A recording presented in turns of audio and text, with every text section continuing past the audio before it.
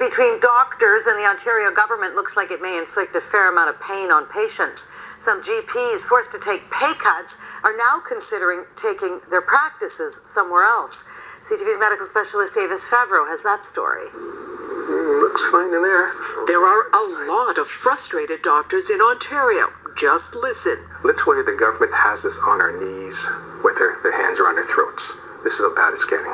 They're angry because the province is cutting the fees it pays doctors for medical services for the second time this year, with more cuts to come. All right.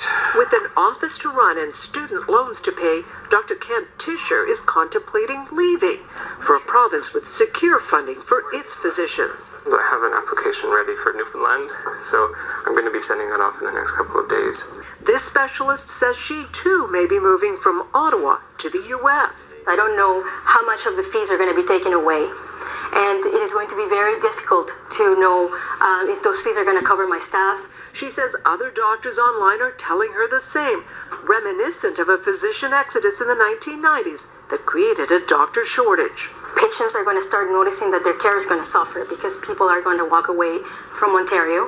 The province says it's just trying to control healthcare costs, with $11 billion a year already going to doctors. Doctors in Ontario are some of the best paid in North America, if not in the world.